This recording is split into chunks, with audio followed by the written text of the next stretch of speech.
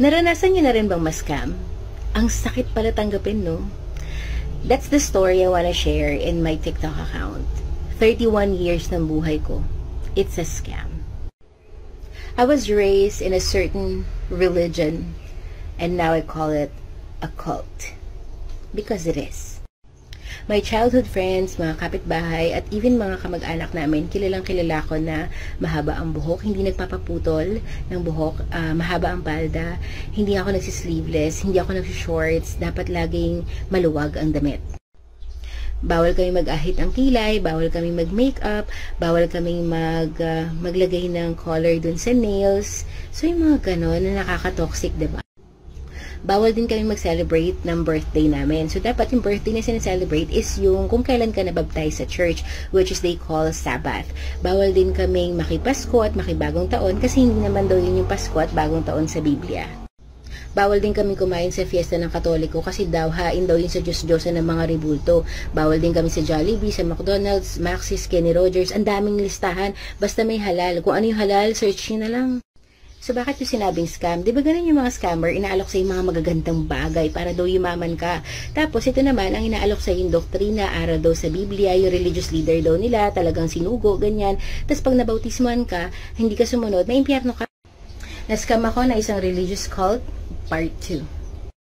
Bawal din pala kami magsine, nakalimutan kong banggitin. Bawal din pala kami mag-alahas. Yung mga babae lang, I mean. Kasi yung mga lalaki pwede naman daw mag-alahas, ganyan. Bawal din kami mag-boyfriend nang hindi nila alam. At bawal din kami mag-asawa nang hindi nagpapaalam. Alam nyo, bawal din kami bumili ng mga mamahaling gamit namin. Kasi daw, dapat, ang Kristiyano, payak lang ang pamumuhay. So, dapat hindi ka bumili ng mga branded, mga luxury items, etc. Ayun, so, kahit mayroon kang pera, bawal. Naalala ko pa ng bata ako, tinry akong pakantahin ng isa kong teacher. Elementary pa ako noon, ng isang song daw, ganyan. Wala akong maalala na pwede kong kantahin na alam ng friends ko. Kasi ang alam ko lang is yung mga Christian songs sa religion lang namin.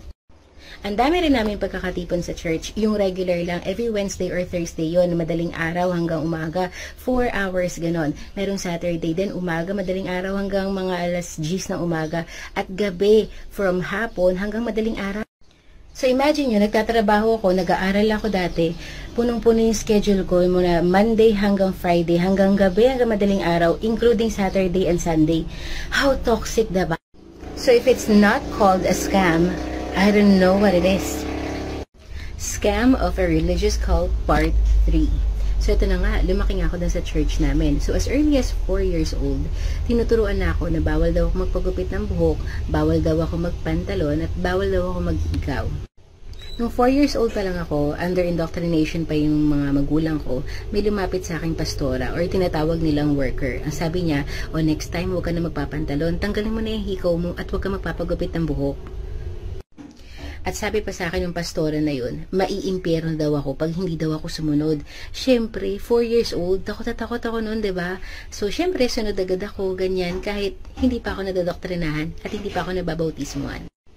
And then, nabautismuhan yung parents ko. Alam niyo ba kung saan? Sa may Kalumpit, Bulacan. Yung ilog doon, sobrang dumi. Doon sila nilublob. Wala pa kasing bautisari noon.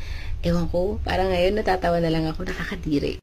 So, since then, dumadalo na talaga kami. Monday to Friday, di ba, may indoctrination noon. Tapos, Wednesday or Thursday, or Saturday and Sunday. Kasi maghiwalay pa yung pasalamat dun sa pagsamba.